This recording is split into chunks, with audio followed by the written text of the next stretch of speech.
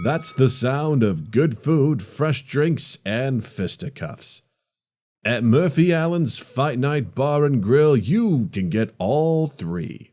That's right, it's a restaurant and a bar with its own cage fighting ring in the center of all the action. Enjoy our tasty buffalo wings, our craft beer on tap, and some good old-fashioned beatdowns. We also have a Sunday brunch buffet for the after-church crowd and offer our patrons a chance to settle their religious beef in the ring and then try our Italian beef when they're done. On Tuesdays, kids eat free when they fight another kid plus or minus 1 year of their age, so bring your whole family. Head on over to Murphy Allen's Fight Night Bar and Grill on the corner of Main Street and Elm, right across from that goddamn Chuck E. Cheese. I say this with all the love in my heart. Fuck that place. Fuck it right to hell. Mention MindGap to your server when you're seated to get a free CTE scan after a fight in the cage. That's Murphy Allen's Fight Night and Bar. Gorge, gulp, and grapple your way to an unforgettable family dining experience. Good day there, friends. Hope you're hanging and banging and really just being safe out there. I need to give you some fair warning on this one. The audio quality is bad. Something went amiss early on when we were recording, and there's really very little we could do to fix it. Trust me, I tried, and I hate that this is how it came to be. Please forgive us for this sin, as we will work to improve this moving forward. We're still sort of figuring out this remote recording thing, and I'll tell you what, I wanted to Hulk smash my way through this one, so great apologies for this. We appreciate you listening, and at the end of the day, we want this to look and sound fantastic. It's irritating shit like this that makes us better in the long run, so we appreciate you, and we thank you for listening. That being said, I play a game with Justin this week called Deal Breaker. I found out about this from your Mom's House podcast. We essentially pretend that we were single and we meet the perfect person. They check all the boxes that grab us and we feel like we are completely out of our league and lucky. We then throw out a behavior or situation regarding that person and we have to decide whether or not that behavior or situation is a deal breaker and we end the relationship. We had so much fun with this. Maybe too much fun. Who knows? Anyway, saddle up your unicorn, grab your jar of scabs, and be sure to feed your terrariums of tarantula-sized spiders as we play Pretend in episode 241 of MindGap Podcast. MindGap Podcast.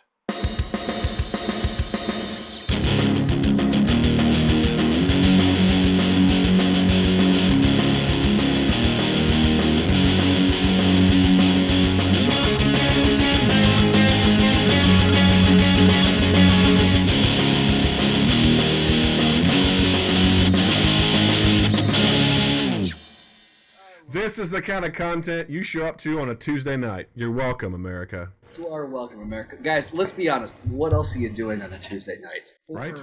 If you're listening to this, what else are you doing tonight? Seriously, what are you doing? Yeah, seriously. No, hang out with us. Come hang out with us. And you know what? While we're on the topic, if you guys haven't already, please follow us on Twitch. We are really getting extremely close to becoming affiliates. And part of the thing that makes us become an affiliate is getting followers. So we're about 15 shy right now. So if you haven't already, just follow us on there, share us around, just get that, because then there's a potential for us to maybe get some revenue, which would be cool. And I don't know if you guys know it. Undoubtedly, we will probably mention it later. But Doug has been doing a wonderful little auxiliary thing on Saturdays on Twitch, which is all the more reason why you should subscribe.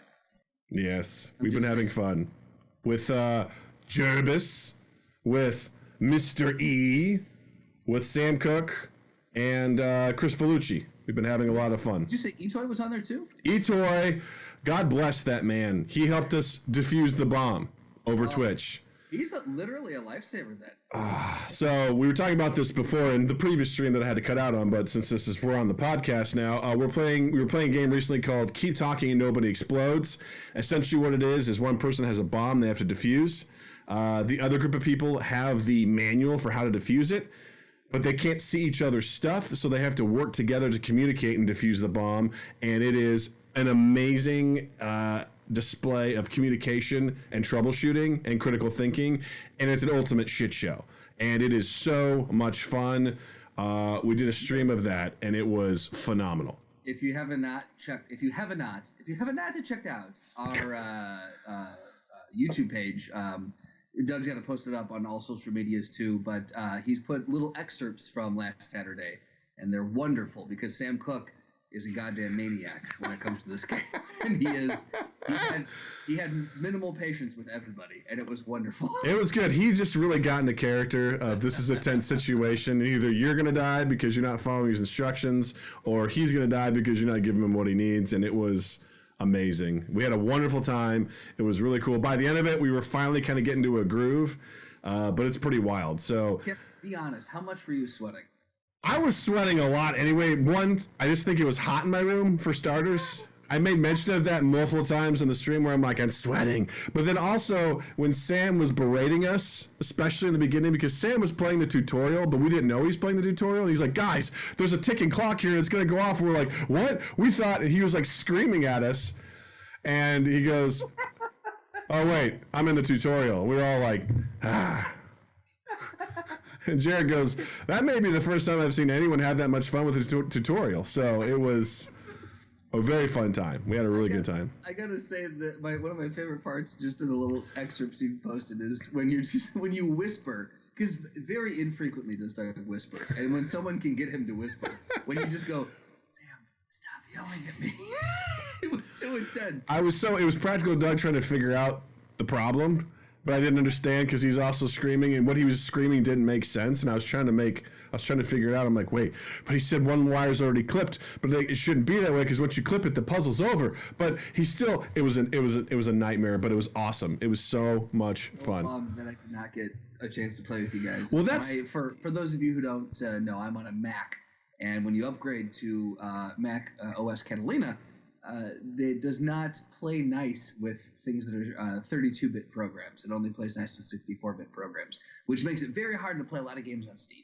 Yeah, so which is a damn shame. So we're figuring that out. I hope to be joining very, very soon. Yes, we'd love to have you because if we get enough people this Saturday, we're going to be doing Among Us. So if you remember Justin Plays Video Games episode 2, that's the one we highlighted on there.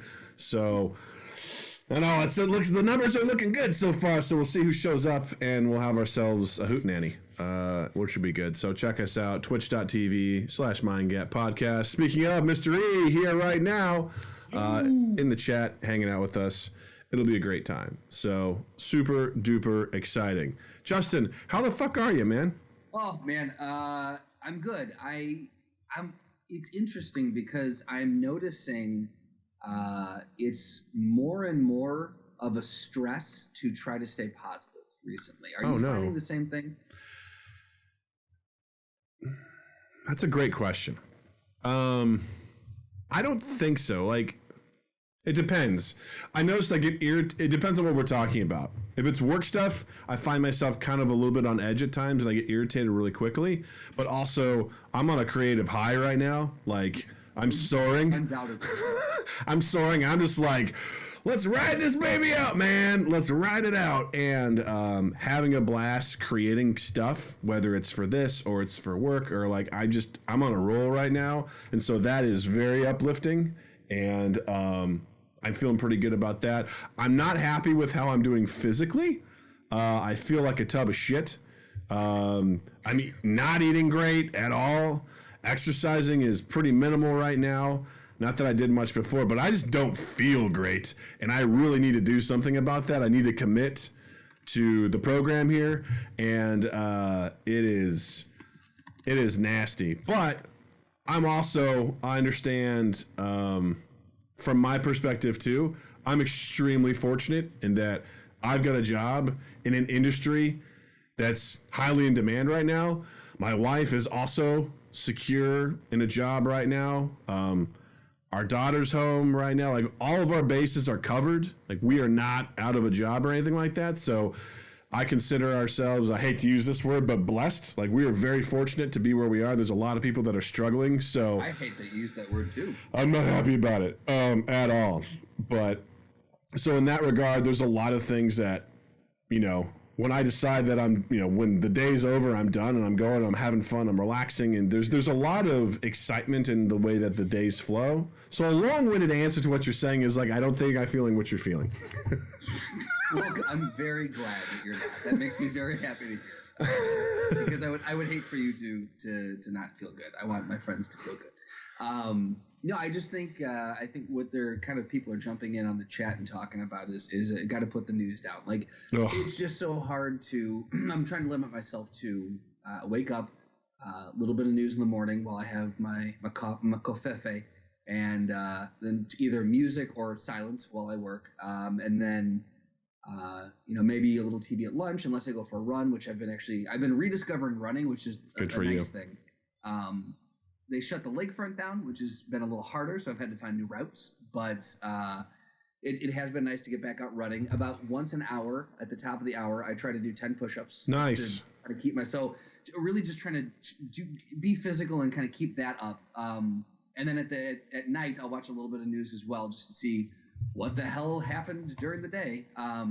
But I don't know. I don't know if it's the news. I don't know if it's just being cooped up is finally starting to get to me.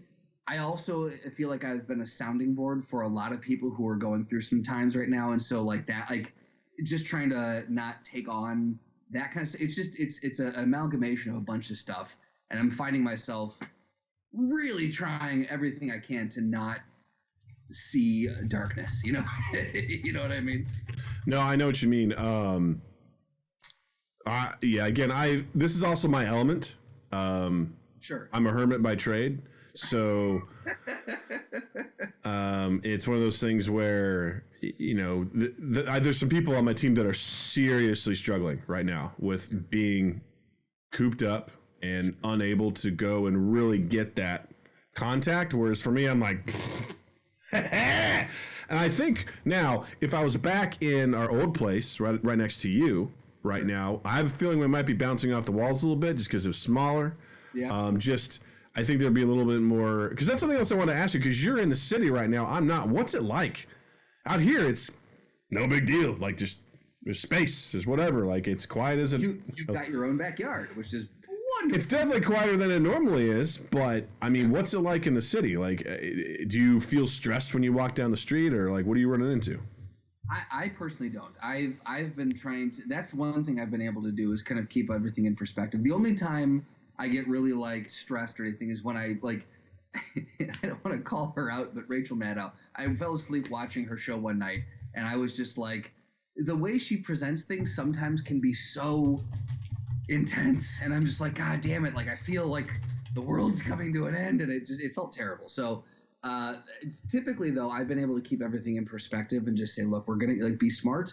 It's anytime you live in the city, be smart. Sure, the city can be a dangerous place, but from your time living here, you don't walk down dark alleys. You don't put yourself in situations where it's going to be, detrimental to your health. Yeah. Or your life. So I just keep reminding myself, be smart. So when I'm walking outside, I don't feel unsafe.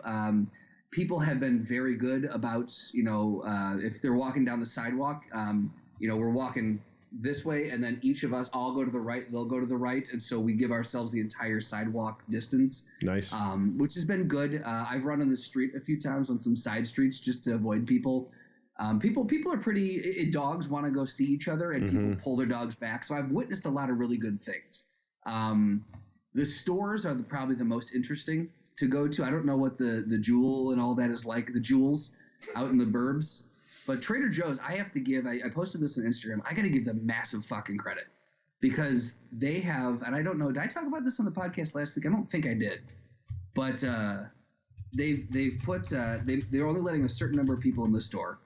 Outside of the store, they've got duct tape down in 6-foot increments, and they make you queue up outside in those 6-foot increments. And then inside they've got blue tape on the ground, and they make you queue up at the checkout there. So like they're really the in our neighborhood kind of the leaders in the push to be like, let's do this responsibly. Jewel by us is a goddamn waking nightmare.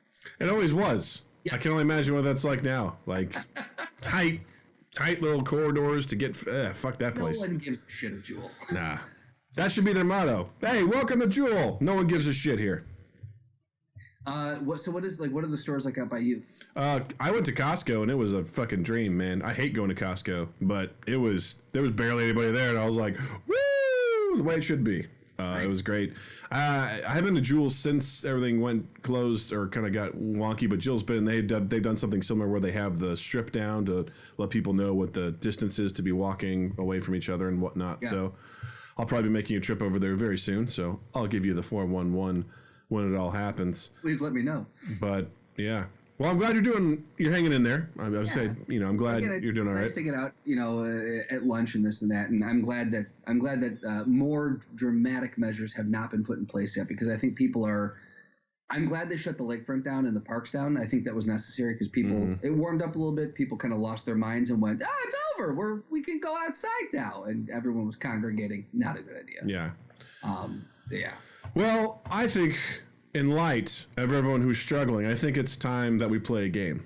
Oh, and Doug, I love your games. What game you got? This is a lovely game that I learned from the Your Mom's House podcast, which Tom Segura and his wife, Christina Pajitsky, were playing particularly to pass the time when traveling. It's a game called Deal Breaker. And here's how the game is played. So, the way the game is played is you imagine that you're single. If you're married now, you're not married, you're in the prime, whatever, however you want to think about it, but this isn't cheating in any way. But you're single, and the way that this worked is you have just met the person of your dreams.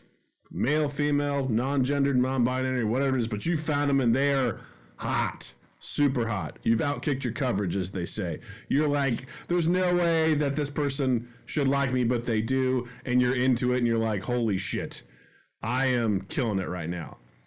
So in some capacity, you're on a date and ultimately you go back to their place and you witness something, a behavior, a room, something of that nature that I'm going to pose to you something and you'll pose something to me. I'll be like, what if this happens? And you have to decide whether what we say would be a deal breaker, which would make you leave in that moment, regardless of how hot they were. How like, wow, this is so awesome. That would basically be a deal breaker for you. I love this so hard. So Twitch, I pass this on to you as well as we're talking. If you care to challenge us with a scenario, with a synopsis of what would possibly be a deal breaker, and to whom, whether it's both of us or to one of us, if you've been around a while, you know our peccadillos. Make it fun. I'm so glad you used that word, by the way. And to the people that are listening on the podcast, I challenge you to put it out to us on our social medias and be like, hey, I've got a scenario for you. Would this be a deal breaker? So I will start. Kick us off. I'm going to start us off. All right, Justin.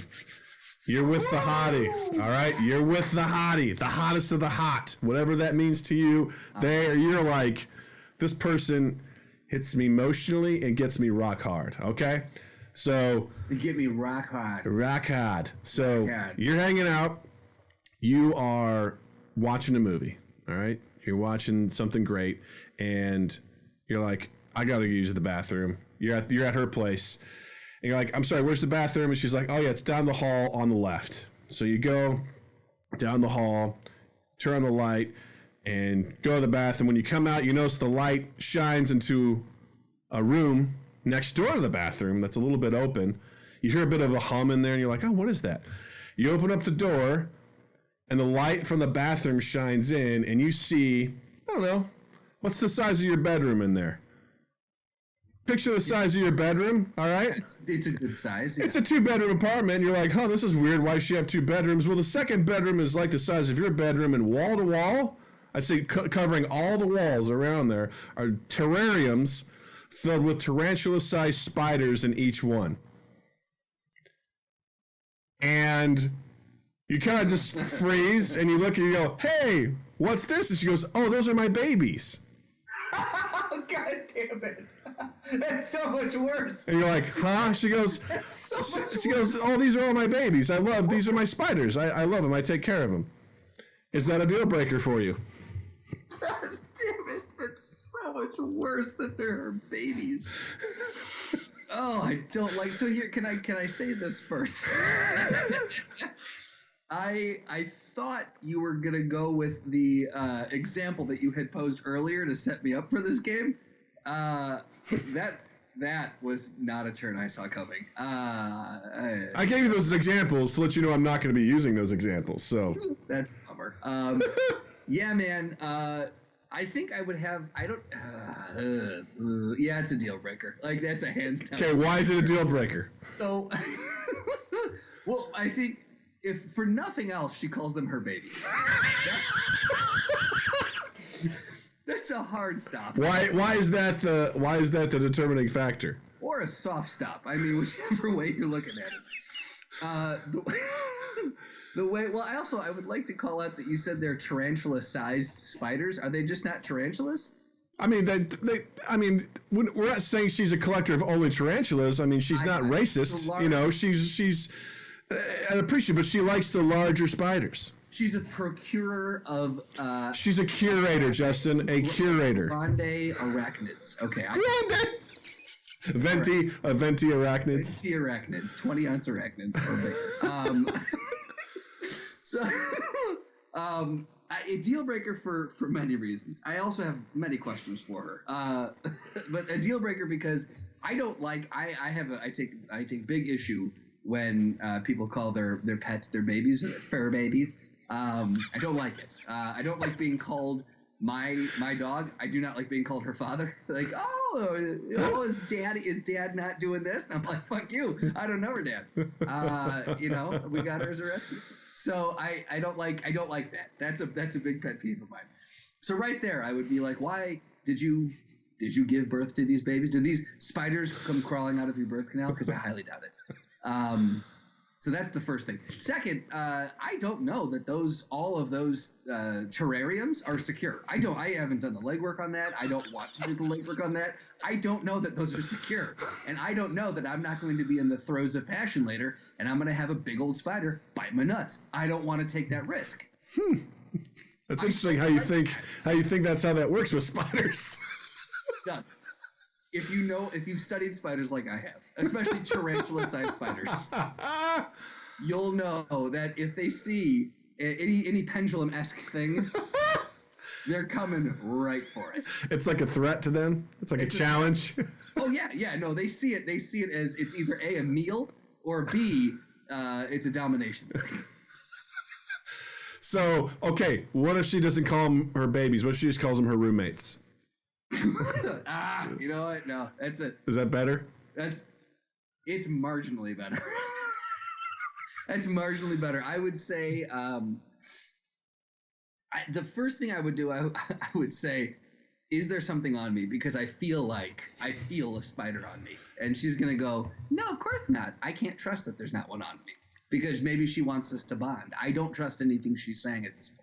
Okay, so why don't you trust her? She has lost my trust. Why? Just because she likes spiders? Because only a sociopath keeps that many spiders, Doug. I think it's someone who loves the animal kingdom. Bullshit. They're not animals. They're the devils. They're the devil's playthings. Man, that's being harsh, man. It's pretty harsh. Now, here's the thing. I understand that we need spiders, and I respect them. Soft chug from the water. But to calm the nerves. To calm the nerves. No, man. Even if she called them her roommates, even if she said, "Hey, this is my collection of spiders," for no good reason. I feel like that's way more sinister. Yes, that's my collection of spiders. This is my museum of all things eight-legged. I don't like it. I'll make it easier for you. I would never be able to comfortably relax in that house.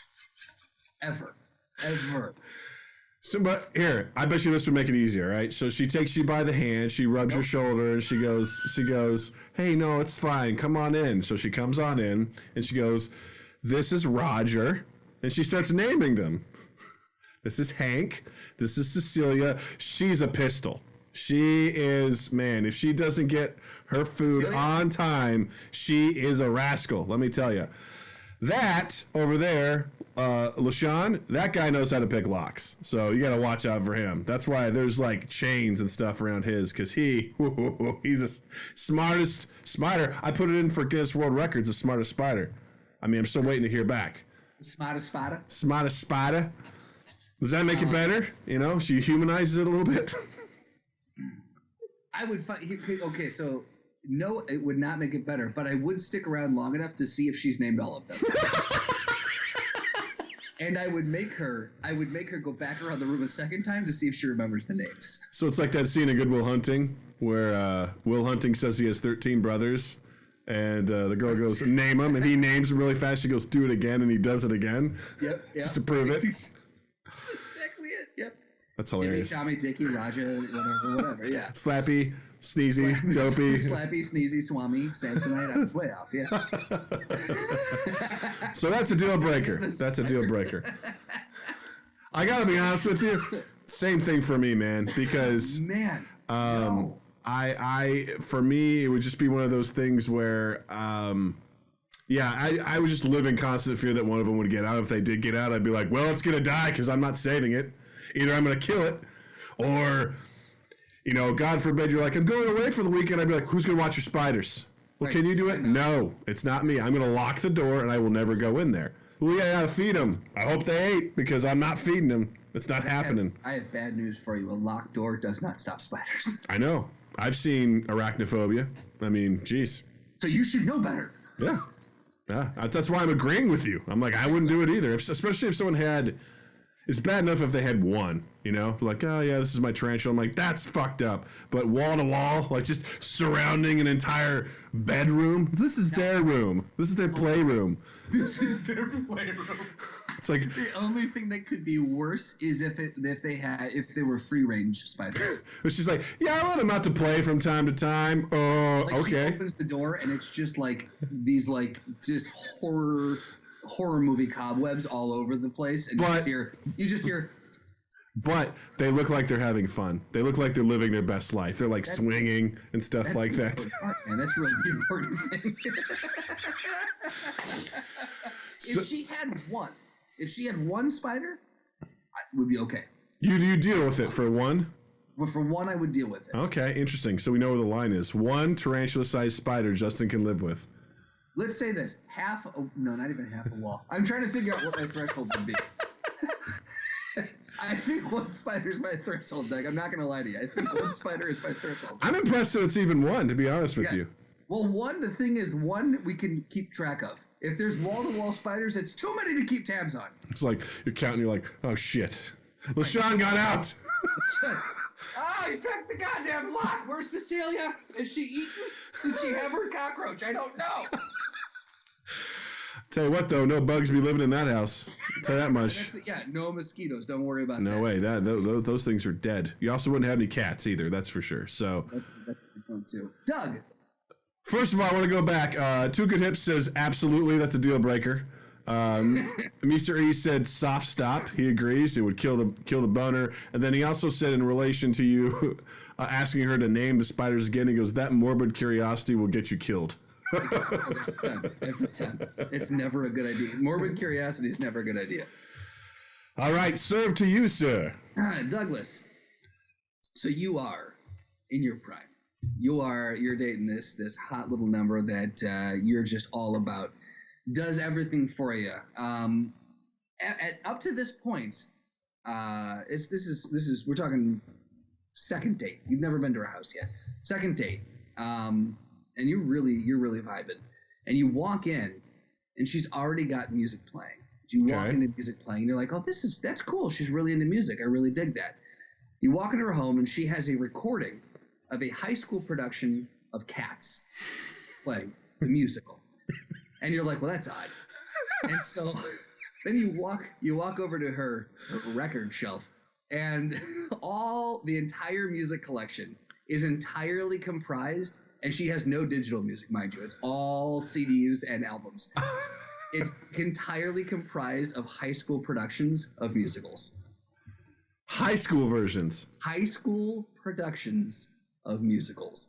Not Broadway, not off-Broadway, not even regional. High school productions of musicals. Let me ask a follow-up question. Yes. Are they ones that she's been in? Absolutely not.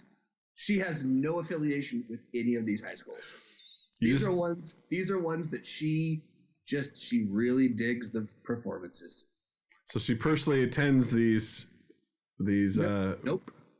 She hears about them and she purchases them. Wait, you're assuming that all these places sell these performances online? You got it. There's some layers to this. She spends time browsing, listening to like 30-second previews, and purchasing high school albums of musicals. Practical Doug's having a hard time reconciling that like these high schools are just throwing this on iTunes and shit like that. Like, absolutely. Well, I'll say this: for every single band performance that we did in high school, we put out a CD that like the parents and grandparents and everything about. Okay. So I'm basing it off of my actual high school experience in performing band or in concert band, whatever the fuck you call it. So there's some levels to this. Instead of miming band, it's performing band. So there's some levels to this where there was a critical point where I was like, I think I'm gonna have to tap out. If it's just like, oh, she really likes musicals, I'm like, that'd get annoying, but I could tolerate it. I could learn to live with it probably. If it was just like all of her high school productions of stuff, I'm like, that's also worse because it's her just reliving the glory days in the worst way possible in my mind, which is I'm going to listen to all these things. But the fact is that she's never been in them, and she continues to acquire them and curate them from high school only, because she likes to watch them before they go big. I'm just saying, man, you want quality. You know, and she just appreciates it. Like, a part of me is like, I guess that's okay, but there's a creep factor where if that was a dude, you'd immediately call the police. Without a doubt. Well, and the thing is, too, like, she very much wants to sing along with everything that she can possibly sing along to. Like, she is hardcore into musicals. Yeah, see that? And as you peruse, the one that's missing, Newsies. Son of a bitch. She can't stand it. She can't stand it. That is the stain on the world of musicals. And she's also just can't stop talking about the butthole cut of the Cats movie. She's just like, release the butthole cut. Like, she just really wants to see it. She has no interest in that, actually, because it's not high school. It's not high school. Yeah. That's a tough one because that to me has a level of obsession that I think can lead to some danger. Mm-hmm. Like, that's the kind of thing where if you leave me, you know, I will find a way to go where you are and slice your Achilles heel so you can never run away from me, sort of situation. Like, there's a level of terror in that I just don't think I could handle, in a sense of there's just too many red flags there. That it's high school only, the stuff that she hasn't done, and she's actively seeking it out. And it's also this musicals, which isn't my jam. So you have to listen to that all the time. And I would have to assume, I'm just going to put two and two together, probably doesn't like the same music and movie taste that I do either. So she doesn't watch movies. Doesn't watch movies. We got a problem right there. Yeah, that'd be great for a hookup, but there's no way I'm staying. Like, I'd probably, that'd be like a, you know. But you would do a one night stand with that. Of course. With that situation. Even if she was playing the musicals the entire time. Hey, man, I couldn't live with that, but I'd be like, whatever, man. That's fine. I mean, if I hear it's a hard knock life while I'm about to, you know, orgasm, I might be weird, but, you know. You're damn right. And I'd be like, cool, well, I'm going to leave now because I can see where this is going, and this is awful. I say that, I never had a one-night stand in my life, but I'm like, if this is like the hottest person in the world, and they're like, let's do this, and I'm really weird, I'm like, well, that's cool, this isn't going to work out, but if you're cool with doing this, we're doing a one-night stand, cool, after that, I'd be like, yeah, this isn't going to work. No. So I think now the way I took this this challenge or this game was not just for a one-night stand, but for a like your relationshiping. You're shipping with this person. Well, that's what I'm saying. That's the max that would happen for me. There's no relationship there. It is a deal breaker on a relationship without a doubt. Got it. Okay. I would say in your scenario, what's that? What's my threshold? Like same kind of idea. What's like if she or he if they were to it was Broadway musicals only. Could you deal with that for a relationship and only Broadway musicals? I could just, if it was just like she's really into musicals and I'm not, I could make it happen. Okay. Like I'd be like, I'm not, But I bet I'd be willing to find some appreciation for it in some regard. But there's just you add the level of it's a high school only, and she's not into it, like she hasn't done it, and she's just actively looking for it, because there's a level of that where you swap the genders and you're like, this is a predator, and this is you got to get out of there. Like, isn't that an interesting kind of a sociological experiment too, about just you swap the gender and it becomes so much weirder. It is a nightmare scenario if you swap the genders on that one. Yeah, very much so. Yeah, it's really, really bad. That is a level of, I'm like, there's an obsession there that I'm like, nope, can't do it. Yeah. Cannot do it. Won't do it. All right. I've got a few more. I'm trying to think of the best one to follow up with. I think. All right. You meet a lovely, hot lady. All right. You go back to her place, and you're having a great time. You're listening to, I don't know, Hoobastank or whatever it is you listen to, and you're really connecting, and you end up like just sort of, she's got to take a dump, because that happens, right? And you just end up perusing the house or wherever she's in, and you end up going into her room. You're like, oh, cool. She's like, yeah. From behind the door, she's like, go on in. It's totally cool. You go in, and there is string pinned to the wall in all sorts of places. It looks like a conspiracy theory map. And you're like, huh, well, this is interesting. And as you look closer at some news clippings, and there's some like crude drawings and crayon and stuff, and you start looking around, and you notice the one theme throughout all of it is there's unicorns in all of them. And you're like, this is strange. You hear a flush. She comes out, and she's like, oh, wow. So, what do you think? And you're like, you're trying to be cool. You're like, I don't know, like, what is it? She goes, oh, what is it? She's like, this is proof that unicorns are real, and the government is covering it up. And she looks at you, and she's dead serious, and you feel a tonal shift, and she's like, I have proof that they exist right now, and that the government is covering it up. All of this right here is we're gonna crack it wide open. The world is gonna know that I found out where they're hiding the unicorns. Is that a deal breaker for you? Doug, not only am I tugging on that string metaphorically, I'm tugging on that string euphemistically as well. It's happening. That's game on. I want to see how deep that rabbit hole goes. So, but I mean, because here's the thing. There's a chance that she found a unicorn. Here's the thing. It all starts from the picture that my mom posted on Facebook. There's like a connection to that of like the goat with the party hat. That's pinned there. She goes, you did a podcast with the guy that saw one time. Yeah, she's like, it's true. She's like, they just put that out there that's a red herring. They want you to laugh at that. They're real. Here's the thing. Here's the reason that I'm not discounting her is because jet fuel can't melt steel beams. All right. But so this is something you'd look at that and you'd be like, yeah, we can do this. This is someone I could get in a relationship with. I would look at her straight in the eye and would go, show me. Show me. I have two questions.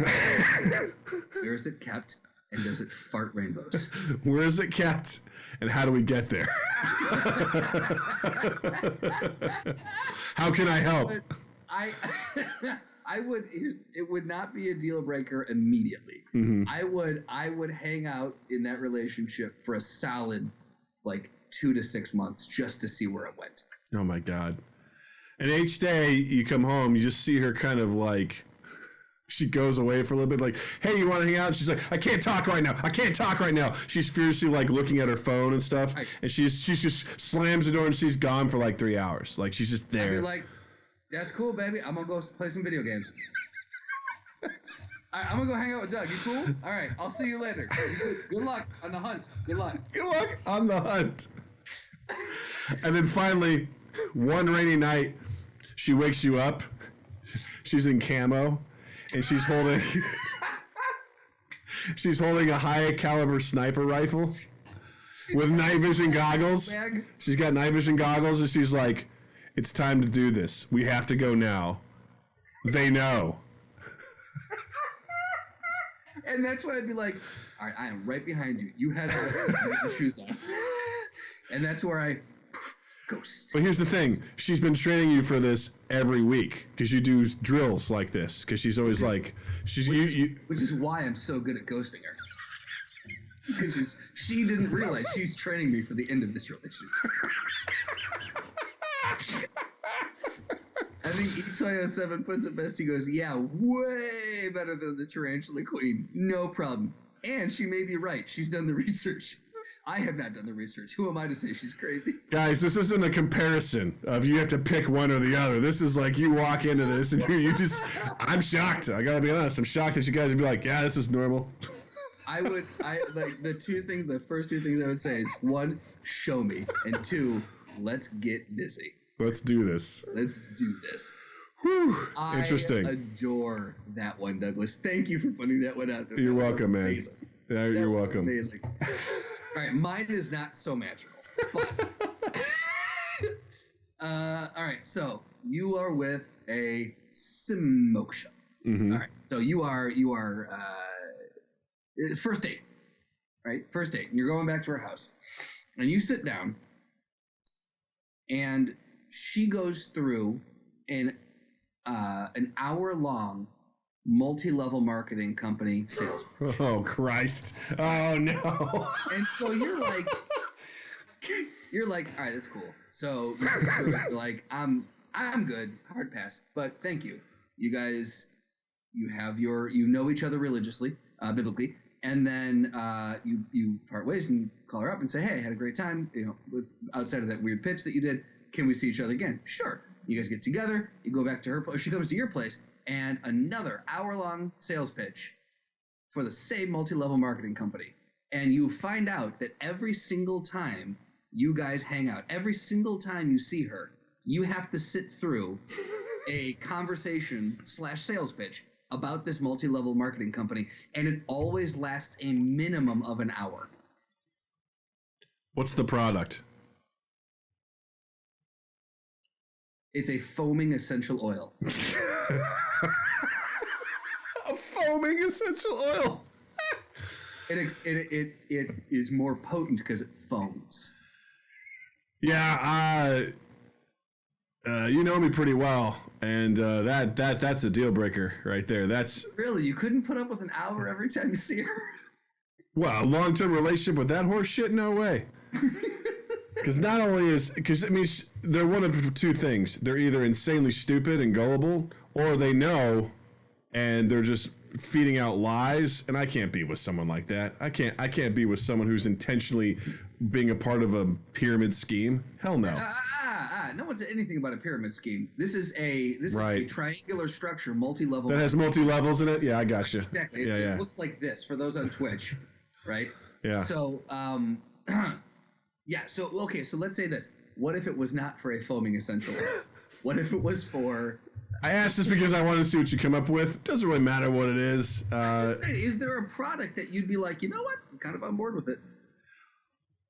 Well, I would be concerned that if I was on board with it, she'd try to get me to sell it, and that's what I don't want to do. Like, I'm not here to be like, Yeah. if she was like, oh man, we got to get this new game out there. I love this game. It's super cool. It's in alpha stage. It's an early release on Steam, but we got to get the word out. I'd be like, I really like it. She's like, well, if you're going to play it, I need you to stream it on Twitch. Right. I need you to post about it. I need you to be on Instagram. Like, I need you to. I'm like, I'm not doing this. I'm not doing that for you. Yeah, even but if it's something I the more like. units you sell, the more things you unlock in the game.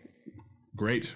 That's yeah, awesome. and then the more units that your people under you sell, the more more things you unlock as well. Until Sure. you hit God mode. Yeah, that sounds awful. Okay. Etoy07 says, or she doesn't give you the pitch, but she uses buzzwords casually all the time. Like she drops the word synergy at least once in a That conversation. one's so good too, Etoy. That's amazing. All right, Doug, let's That's even worse. That's even worse. She's like, hey, Doug, look, I'm so glad we got to hang out again. And honestly, I just want to get the ball rolling on this. There's a lot of noise out there sometimes in relationships. And really, you just got to sort of sync up. Right. You got to engage. what's the one I'm thinking of? You've got to, we got to align, you know? Oh, yeah. We've got to align. I feel like we're aligning right now. I feel like we are so aligned. And I would really love to take this conversation offline. But before we do that, what I really want to talk to you about is... is foaming essential oils. Yes.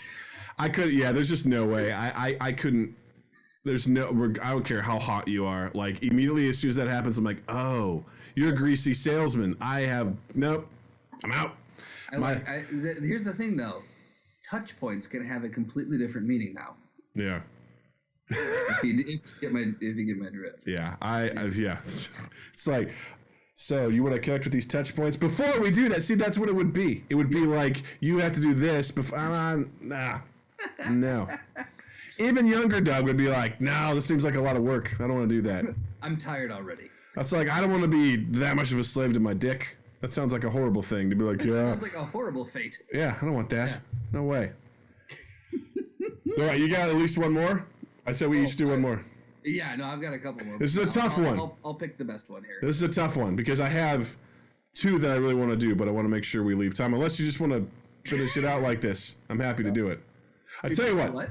I was like, because I thought we were going to maybe split this up and do something else, but I say we just, you just want to forge ahead. Roll on. Yes. Good. All right. Roll the fuck on. Before we do that, I could sit here and do this conservatively for the next 3 hours. I love it.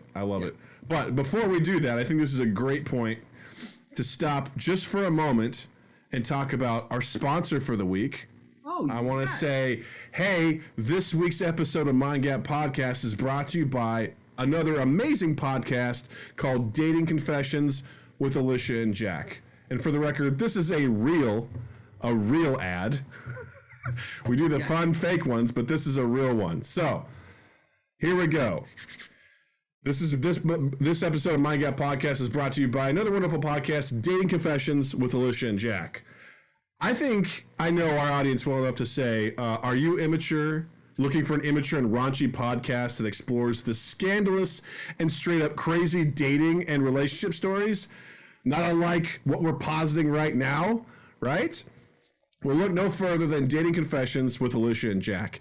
Each week, Alicia and Jack read the bonkers relationship stories submitted by listeners like you. Want to get some perspective on when to ask your date about getting kinky? How would you handle it if a lady asked you if she could put spaghetti in your dick hole? What would you do if you noticed bed bug bites on your date after having sex with them? Have you ever answered a voyeur ad for an orgy at a park only to find out it was a bunch of seniors having that orgy? This is the type of humanitarian work that Alicia and Jack are exploring in their amazingly hilarious podcast. So do yourself a favor and give it a listen, because let's be honest, hearing about the crazy shit that happens in other people's lives makes you feel better about your own. So check out Dating Confessions with Alicia and Jack on confessionspod.com, as well as Apple Podcasts, Stitcher, Spotify, and anywhere you listen to podcasts. That's Dating Confessions with Alicia and Jack. Now go give it a listen, you fucks. And back to the podcast. If I found bedbug bites on someone that I just had sex with, my first question would be, was that me? Did I accidentally do that? Oh, right. What did you actually? And if so, how? Do you know what bed bug bites look like, buddy? Oh, Doug, yes, I do. Because when I lived with a certain individual who will remain nameless in my younger years, that individual had a terrible bed bug infestation, and they infested me. Nice. So I'm very painfully aware. And from that point forward, I have been incredibly neurotic about making sure that I do not have bed bugs.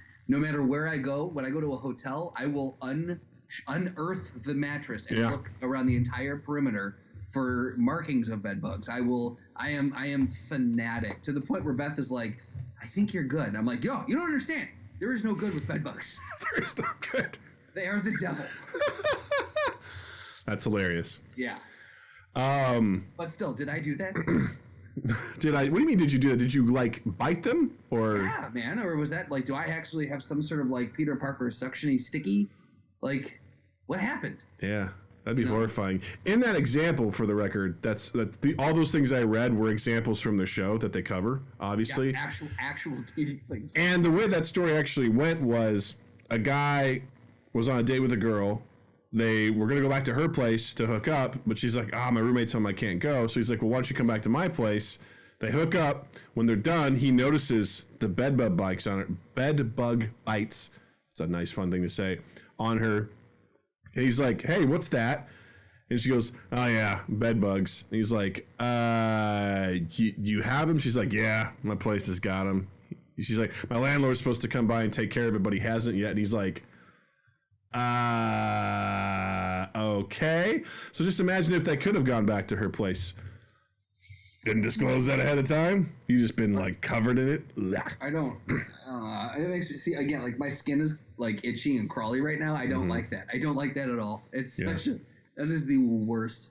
And listeners, have any of you ever had bouts with bed bugs? Because that was a very weird point. I do not like it. Yeah. I'd be very curious to hear anyone else's bed bug stories. Yes, let's discuss them in great detail. In great detail, yes. And while you're coming up with that, here we go. Hit me up. I think you're going to like this one. I think this one's going to really hit home for you. All right. I can't wait. Are you going to ask me if the person glitched like a video game and like their jaw elongated and then, because that's hard. I should have done that. That's not on there, but that's an amazing one. This one is inspired by you. So here we go. The hot number right there. You're at her place. It always takes place at her place, right? Oh, of course. So you're there. You got a little bit of a headache. And you're like, oh man, I got a little bit of a headache. And she goes, don't worry, I've got some medicine in the cabinet. Grab whatever you want. It's in the bathroom. So you go in, you open up the medicine cabinet, you're looking around, you see a whole bunch of different stuff, and you find a jar, and it looks kind of weird, bigger than most things. It's got a lot of stuff in it, and you pull it out and you look at it, and you go, hey, real quick, what's this? I know what this is gonna be. God damn it! I know what this is. And you go, hey, what's this? And she goes, oh, those are my scabs. They're all the scabs that I've either picked off or they've fallen off, and I'm keeping them. And you're like, why? You're like, for research, because it's good luck. I don't know, name something. And she just keeps all of her scabs in a jar. Deal breaker? The only thing I can say to that is just bye. I'm sorry. The thing I would legitimately say to that is, do you know my mom? Or are you my mom? Did Doug put you up to this? Where's the camera? Where's Doug? You can come out now. Oh God. God bless you, Douglas Cochran. That one. Yeah. So tell everyone why that was such a deep cut on you. No pun intended. Talk about this on the podcast? We did talk about this on the podcast. Okay. Yeah, I figured we had to. So we were cleaning out. I was back at my mom's place, and we were cleaning out my old room, which has now been converted into just like a normal room. But there's like a corner in there that's just got boxes and drawers and stuff, just all my old shit. And I came across this envelope. I was like, Ma, what's this? And she's like, oh, it said Justin. It was an envelope in a plastic baggie. So I opened it up and I look, and it was just what looked like little translucent tabs. And I was like, is this like bladder acid? What is this? And she's like, oh, those are your chicken pox scabs. And I immediately just closed the envelope, zipped the bag up, and put it down and go, why? What the fuck why do you have that? She goes, well, it's like a piece of you is still with me. And I'm like, that is psychotic. That's what a serial killer says. No. No. So yeah, she had kept, I think now she sees the error of the ways, but yeah, she at one point was keeping scabs from when I had chickenpox when I was like 10. And again, spoiler alert, it was not like a year later. I found these when I was at least 30. So yeah, she held on to them for a few decades. Yeah, no, I would, I honestly, I would put the jar. I think I would do a similar thing where I put the jar down, just close the door, and I turn around and just go, "Have a great life," and I would calmly walk out the door. So why? I mean, she's not doing anything wrong. She's not like putting them on her salads or anything like that. No, you don't know that. Again, I have not done the legwork. I have not seen her eat a salad. I'm telling you, in this scenario, she's just keeping them. That's all she's doing. She's not eating them or whatever. She's just keeping them. Why? Hey, man, some people like badminton, you know? Is it for what that? What? I mean, I think it's an apples to apples comparison, you know? I get it now. Yeah, no, I'll stay. Some people kiss each other on the cheeks 4 times when they meet each other. I mean, what? What do you want from me? Some people put, pounds of raw beef, in their rectal cavity. Yeah. Who knows? That's all they want. That's all they need, you know? Oh man. She's not hurting anybody. She's not hurting you. She's not making you sniff it. She kind of had it hidden, you know? It's getting so much worse. Why? I mean, she's not doing those things. I'm telling you things she's not doing. Okay, you know? So that's good. She's not leaving him like rose petals to the bedroom or anything like that, so you follow the trail, you know? Spells my name out with in scabs, you know? She's just keeping them there. Just whatever. Just one jar full of scabs, you know? What happens when that jar fills up? How many more jars are there? There's just that one for now. I mean. For now? Yeah, for now. Like, I can't do this long term. Why? I've got to look long term on this. I've got to look in game. That's in game. How big of a house do I need to buy so we can facilitate the amount of scab jars that she's going to accumulate? Let's just say she only has one at all times. What's happening to the others? Do they swap out? There's too many questions. She knows it well enough to get out the stuff that's aged. It's like the taxes, right? You hang on to them for 7 years. You can get rid of them. She has a filing system. She knows how it works. Like when you till the earth, she brings the old scabs up to the top of the jar and removes them, so the fresh scabs fall to the bottom, and she can replace them with new scabs. She's got layers of scabs. She's like, this layer, like a tree. When you cut a tree down, she's like, this is from the 90s. She's perfected her craft over the years. She knows how to do it. You know what? Actually, I'm staying, and here's why. Tell me. It's because for someone to perfect a craft of that capacity, That's what keeps you. That's what keeps you. That's what keeps me, because good on her. Like, if she's really she's given it her all, and I have to respect that. I love it. I have to respect that. For me, I don't think it wouldn't be a deal breaker. It would definitely be weird. It would be something that, you know. Okay, I'll say this. It's not a deal breaker, but I am 100% keeping my eye on her. That's the only weird thing about her. That's the only thing. And it's not, again, she doesn't put it out on the coffee table or anything like that. She doesn't, she doesn't put a wreath around it for Christmas, to decorate it or anything like that. She doesn't do any pranks with it. She just keeps it in the medicine cabinet. And she just, whatever. 7 just put an interesting plot twist on this that changes the game. All right, what is it? Read it to me. Changes my answer. She's a geneticist. She never told you scabs are the best skin samples to create life, to clone. You come home one day, and now there's 2. Who's laughing now?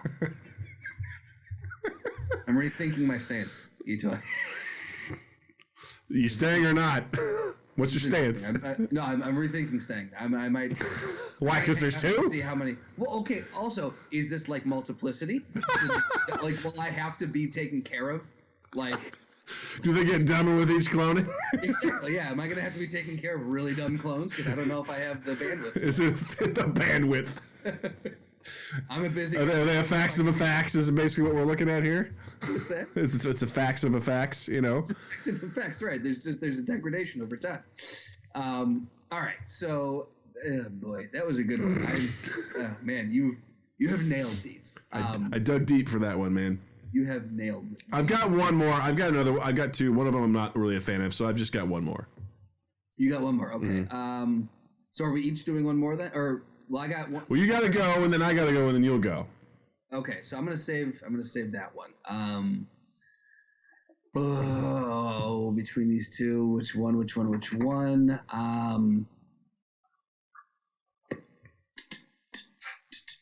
I don't know which one would be more tough for you. All right, let's do this. Okay. So, you're at her place, obviously. And she's like, I'm gonna make you a beautiful romantic dinner. She lights a couple candles, puts on your favorite band. She's got Avengers queued up, so while you guys are eating, you can watch that. Everything is going great. And the meal consists of everything that you love. It's macaroni and cheese. Like creamy Doug mac and cheese. Nice. It's bacon. Ooh. It's steak. Nice. I mean, we're talking like this is a Doug meal. I'm into it. There's homemade bread. We're ending with brownies, right? Like we're talking, it's to the nines. However, every single thing she makes, every single dish has onions, and I'm not talking about like ground up like pureed onions. I'm talking about like chunks of onions that are in the brownies that are not pickable out. Pickable outable. Pickable outable. Or there's just they're the size where it's so much that it's like it would be too much of a pain in the ass to get them out, kind of situation. Well, they're small enough to where like there's no way you're picking all these out, but they're big enough to where that texture's there. They're in the brownies? Yep. She found a way to make it well, for most people it tastes good. For you it'd be a goddamn nightmare. But the thing is, every time she cooks, and she is insistent on cooking, every time she cooks, she uses onions. I think that's a conversation I have with her. I think it's a conversation. I'm like, hey, I love what you're doing. This is so nice. I don't like onions. So that's great, but this is part of my religion, and this is the only way that we eat in this house. Cool. Well, thank you for mentioning you have a religion. This is a new deal breaker. Here's the Bible. I think we should explore this together. Let's see what we can find. I'm a fundy Christian, so let's explore this, and let's see if we can find some common ground. And when she's not looking, I throw over the balcony and I run. Well, okay. Well, I mean, that's a very logical end to this. Yeah. If she's like, this is part of my religion, I have to use onions. I'm like, well, this isn't going to work. So in many ways, religion, but right, exactly. There's a lot of ways that doesn't work for you. Yeah. But if maybe not so much a part of her religion, but more so that you're like, I appreciate what you're doing. I don't like onions, and she goes, don't care. Like it's a non-starter for her. Well, then that's easy too, because that's an easy one. Like, oh, you don't care? Then if you don't care about my wants and my needs, then this isn't going to work. So, but she does care about your wants and your needs, because she's got Blink-182 playing on the old stereo, the old hi-fi. She's got the old hi-fi. Got the old record player out. The old record player. She's got the Avengers queued up, and right after the Avengers is going to be Captain America: Civil War. And then, she's like, and after that, do you want to play video games and I'll just sit and watch? That sounds horrible. A couple of reasons. One, no, I want you to play. Second of all, she plays. Face it, bottom line is. Well, here's the thing. How is Practical Doug? I spit all over my mic. This is how upset I am about this. How is Practical Doug going to reconcile that? Because she's considerate about everything else except for onions. I can't reconcile that. It's like, that is the easiest thing to not put in something, but she refuses to do so. I'd be like, what else are you hiding? What's wrong with you? There's nothing else she's hiding. Again, in your scab thing, where this is the only thing that she's got in her, the only weird thing. For her, the only weird thing is that she puts onions in everything she makes, and she insists on cooking. And then I just be like, we have two options here. You can't cook ever again. Or you don't put the onions in. There we go. If you want onions, you can put them in your own stuff. That's fine. Don't put them in my stuff. Simple as that. And if she's unwilling to budge, that relationship's over, man. It's over. Onions killed it. The best thing that's ever happened to you. The best, like, she gets you. She's beautiful. Elvis. And the onions are that is hands down game over. It's not just about the onions, it's her unwillingness to bend on it. That's what it is for me. But she's only one single thing she won't bend on. And I don't like it. I don't like it. It's not like you know what? I could give or take mushrooms. Or you kind of put too much salt and stuff most of the time. It's like, I don't like onions. I won't eat it. It ruins the dish for me. And if you were like, no, only I cook. I'm like, but you're not thinking about what I want in that meal. You think about everything else except that. Sorry. This ain't gonna work. Are you? I'm pretty fucking selfish. She gives you everything else, man. Yeah. So why can't you just do this? So why can't you just do this? I mean, how hard is that? You do everything else, just don't put onions in it. I will say too, when the Twitch stream caught up, I saw that spit fly right at the camera. Good. I'm glad. I'm glad you got to see it. Yeah. Onions are no go. No mas. All right. My last one for you. Okay. All right. Here we go. That's my mother. I hate onions. It was a long 18 years picking onions out of everything. I'm with Doug. Yes. Thank you, E207. Thank you. You fucking get it. All right. So, Justin, you're hooking up. All right. You know the steal. You know the deal. It's the hottest, the perfect lady ever. You're hanging out. You're having a really great night, and you're about to take off. Because you don't throw it in the first night. You're a gentleman. So you're about to kiss her goodnight, and she goes, I knew this was going to work out tonight. And you're like, oh, really? How'd you know that? You're like, she goes, well, my horoscope said it would. So I trusted it, and I knew it was going to happen. So I feel great. I think it's going to be good. And you're like, okay, that's cool. You leave. You call her back for a second date. I'm hoping that was going to be it because I'm like, I can deal with that. You call her back for the second date. You're like, hey, let's go out. She goes, no, I can't go outside today. I can't do it. Shit. You're like, why not? She's like, I read my horoscope. It's too dangerous. I'm not going to do it. I can't do it. I won't do it. Sorry. Call back later. I can't talk. Hangs up the phone. You're like, all right, okay, cool. She's hot. So you're like, well, I'll pursue this again. You call her up and she's like, Justin, I bought a boat. And you're like, why? And she's like, my horoscope said now's the time to buy something that you deserve. I bought a boat because I deserve that. Because I love that song. And I bought a boat. And you start to realize... Wait, I'm sorry, what song? I don't know. I'm on a Boat by Lonely Island. It's like, I don't know what song you're talking about. Okay. But you start to realize that every major life decision she bases on what her horoscope says. That's what she does.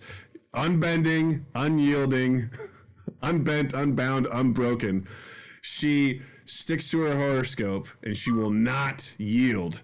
Whatever, it doesn't matter what you throw at her. She goes, my horoscope says this. This is what I'm going to do. For better or worse, she trusts it. She lives by it. She sticks by it. Is that a deal breaker? Yeah, very much so. Yeah, very much so. I mean, if it was the first one where I knew this was going to be, if she reads a horoscope and she digs it and she's like, she uses it to inform things, like, sure, okay. Yeah.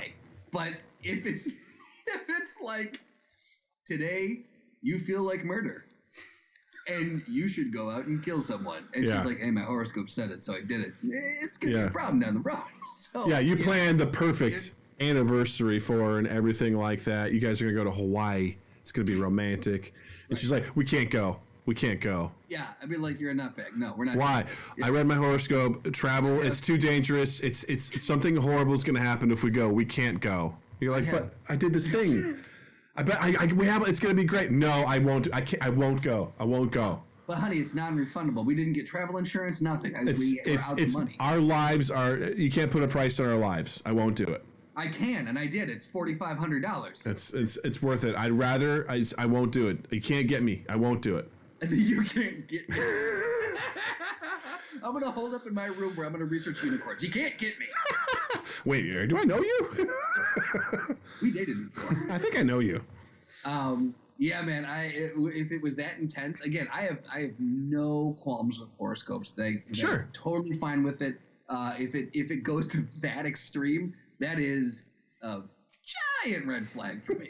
There's a big old alarm going off saying, don't do it. You're like, this is, and that would be my nightmare as a practical person. I'd be like, oh yeah. It would break me almost instantaneously. She absolutely would. Yeah. Ito's got the best suggestions. He said, easy. You rewrite the horoscopes before she reads them each day. Boom. Here's the thing. She knows where to get the legit horoscopes, all right? This isn't something she just gets in folded through a mail slot and sent to her by some guy named Chad. This is the legit horoscopes that she gets, and there's no way you're going to falsify these. Right. She knows where to go. She knows where the good stuff is. It's not some guy named Horace Eretz. It's Horace Scopes. That's right. No, this is legit horoscopes. For the record, this is why we like eToy07 to hang out with us while we do our Twitch streams about That's games, crazy. because this guy fucking solves problems.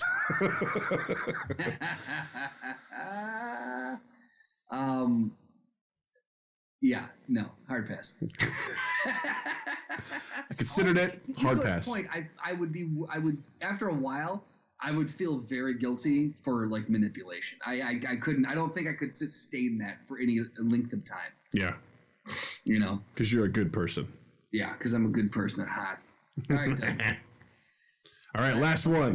Last one for me. Here's the thing. This is a simple premise. It's a very simple concept. All right. You guys are you're out in a boot, right? You're going for a walkabout in the town, right? I mixed Australian and Canadian there. It doesn't matter. You guys are having a wonderful night. Again, woman of your dreams.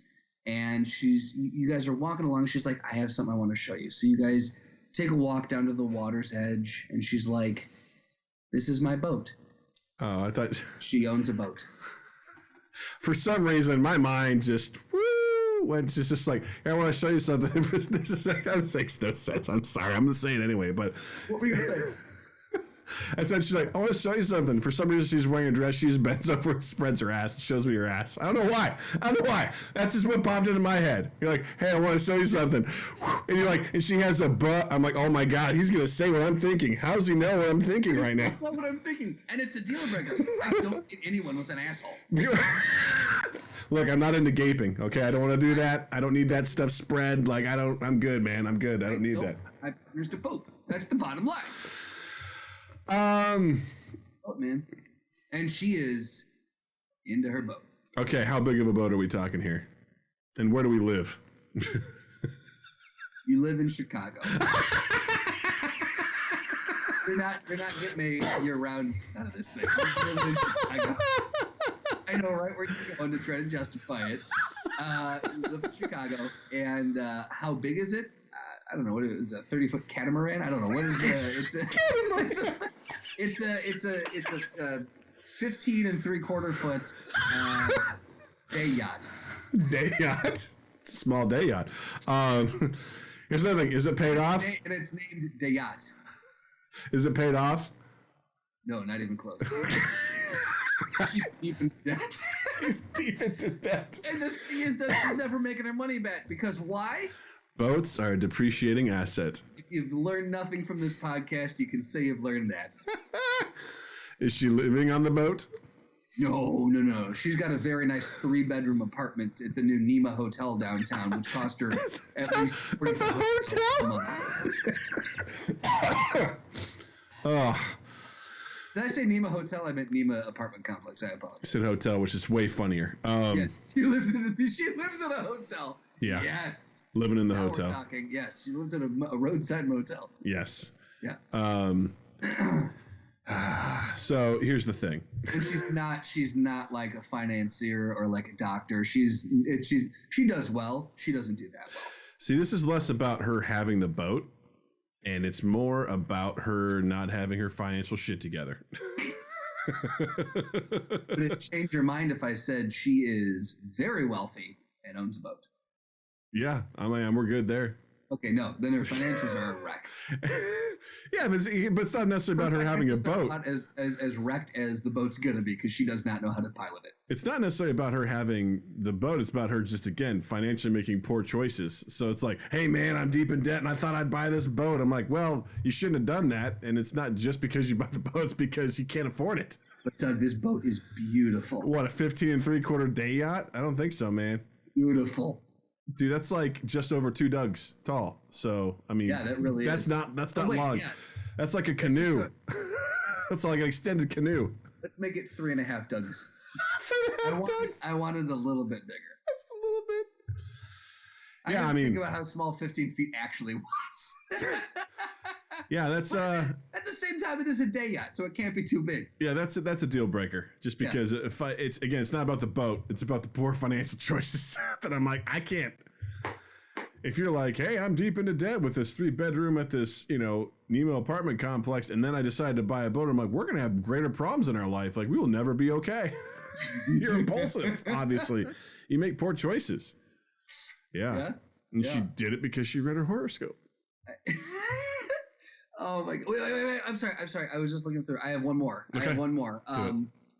But this one is very specifically framed. Okay. Okay. This one takes place. She takes you to a sporting event. Oh, good. Okay. And it's kind of like a gladiator-esque arena type sporting event. And it's where two people enter the gladiator-esque arena type sporting event arena. And they fight. It's the Yay! I thought you were going to at least cut me off somewhere in there. No, I was waiting for you to get to it. Well, That's what she said. That's what she said. All right. So I definitely want to throw down. I want to take our inspiration from some of the people that we've talked about tonight, and I think the two best people. Initially I had it as multi-level marketing person versus unicorn person because they're both trying to convince you of something. They're both living in a fantasy world. Exactly. But I'm like, I feel like unicorn person is far more dangerous than multi-level marketing person. Yeah, I mean, based on how I described her, man, she had a camo and a high caliber sniper rifle. I don't know how, but she's well trained. She's got it figured out. She's got it really figured out. So I would say it's unicorn girl versus. No, I don't know. I don't. Could anyone go against unicorn girl? Is the thing. I mean, I don't think, not based off of who we've talked about. Yeah, I mean, if we're talking about levels of delusion, maybe horoscope girl, but I mean, not to that level, No. So I'm thinking maybe Scab Lady versus Spider Lady. Two terrible things. Two terrible people. Why is the Scab Lady terrible? Would you rather Onion Lady? I just don't. I mean, no.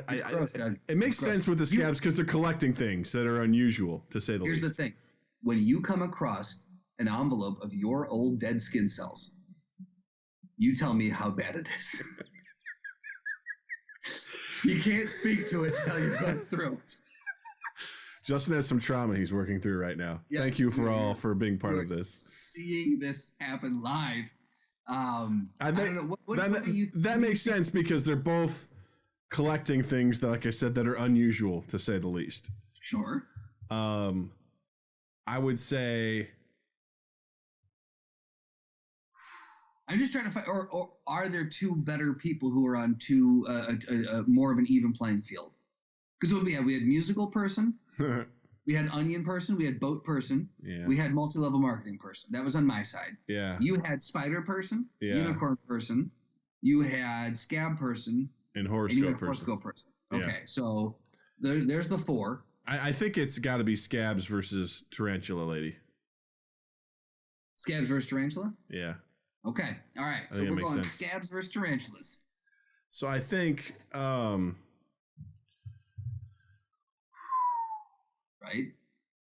Well, I can't help but think that Tarantula Lady just like gets in the ring and then she just kind of goes like this and snaps her fingers and the spiders come out and attack. That's where they just descend from wherever they are because she just kind of goes like this, lifts up her shirt, and they just scatter out and attack. She goes, "They're my babies." Kill. I also think that she studied the fighting style of the arachnid. What's the arachnid fighting style? So she's very, very attuned to eight-legged combat. As most people are, we just teach it. Aren't, which is why it gives her an edge.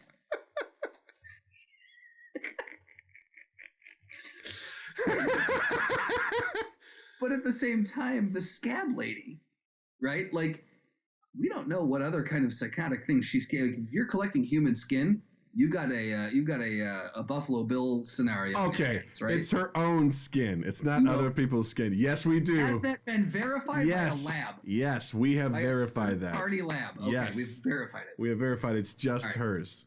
I honestly, I gotta say, it's got to be Spider Lady because I do think that she is the type of person who would spend so much time watching her spiders, and she may have throwdowns with her spiders, and so she's watched fighting styles, and she's gonna go bananas. Do you think all those spiders, she puts them all in one tank and she has her own throwdowns?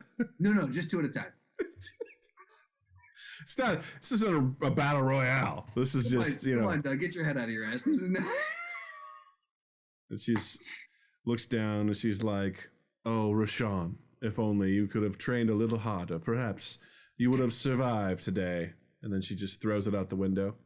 And Well, she's no, like, obviously she lets the other spiders consume because the spirit of the spider needs to go into the warrior that wins. "Yep, I think the Spider Lady wins." She's trying to create a Highlander spider is what she's trying to do. There can be only one spider left. You know, people really, you know, they look down on dog fighting rings. She's got a spider fighting ring in her own second bedroom, and it's really horrific. And not enough people are talking about it, guys. This What are we gonna do? This podcast also brought to you by spider fighting ring awareness. I do like Itoyo7's take on it. Scab Lady has sharp nails after years of picking her scabs. She's basically Wolverine, kills that mofo.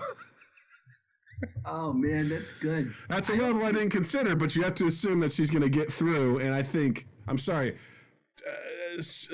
Tarantula Lady, those are her babies. They come with her. You know what I mean? They're Like ready to go. Like a wolf spider, she carries them on her back. Right? Yep. Also, I don't think picking scabs sharpens your nails per se. But she's grown her nails to make them sharp, so she can quickly just go and then take them off real quick. It's like, it's not even like I got to get it off. She just goes, gets them off. She's got like surgical nails. Like we're talking scalpel. But they're still nails. They're still nails though at the end of the day. Yeah, it's true. All right, yeah, we got. You might be able to be like, no, spider, but you know, there's a whole bunch of them. She's going to die. And maybe not right away, but that venom, that stuff's serious. It'll get to her eventually. Cardiac arrest, you know. So we're saying Spider Lady for the win. Do. That was a fun episode. That was super fun. I had a lot of fun in this episode. Whew, Justin, what do you got to promote this week, my friend? What do you recommend to those fine folks out there? Doug. I would say if you have not read it, it's been years since I read it, and so I went back. I found a free version online. Doug, cover your ears. Found a free version online, but Deadpool Kills the Marvel Universe. It's such a fun. It's just a very fun comic. Very graphic, very violent, but it's fun. Also, I would say recommend. We finished Hunters. Nice. So good. And to Sam's point about Al Pacino being a one-note actor, very much disagree based off of this. Very cool. Very, very much disagree. And then also, it was 2 years ago, Netflix put out a movie called Sierra Burgess is a Loser, and it stars Barb from Stranger Things. And it's a really, really fun, very easily digestible coming-of-age movie. Very, very well acted. I like all the actresses and actors in it. And so, yeah, give it a watch. Very good stuff. Cool. Yeah. Tom Segura's new special Ball Hog came out last week. Go check it out on Netflix. It's raunchy. It's silly. It's fun. Very much enjoyed it. Highly recommend it. Go check it out. And also, go check out our shit, guys. We're posting stuff. We're posting content. Check out our YouTube channel, Justin Plays Video Games. Check out the shit I've been posting about from our Twitch streams with the video games. Check that out. Come watch us on Twitch on Saturday nights, 8:45. We get people together. We get some Mind Gap All-Stars together. We fuck around and play games for a couple hours. It's a blast. Come check that out. But that easily goes into also follow us on social media at Mind Gap Podcasts on Twitter, Instagram, Facebook, all that stuff. Check out our YouTube channel, like I said, twitch.tv/Mind Gap Podcast if you're not already there. Also drop us a follow. We're dangerously close to becoming affiliates on Twitch, which would mean the world to us. If you just click that follow button, join the crew, join the Mind Gappers, join the squad, join the gang, join the Gappas, join the mafia, whatever we're calling it. But That'd be great. It means so much to us. Like us, share us, do all that sort of stuff, and it would mean the world to do that. So find us, check it out, follow us. Justin is a magical person, and I think he's so special. He's wearing a hat, and he wants to tell you how you can find him and his hat online. That's true. On Instagram and Twitter at Justin_Michael, Mikel. It's the fun way of spelling it. And while you're in the online realm, check us out on Apple Podcasts, on Stitcher, on Spotify, and on Google Podcasts, wherever you can find and consume the old podcasts. You can subscribe to us, rate us, review us, share us around. And the biggest one is sharing. Please, if you like an episode you hear, just copy the link and send it to a couple of friends and say, hey, these guys are goofball assholes. Listen to them. You'll have a couple laughs. And then 2east8th.com/mindgap. And just keep an eye out on all 2 East 8th stuff. Drew and I are dangerously close. We are in the music production stage of post-production on both shorts right now. Then coloring and sound mastering will come next.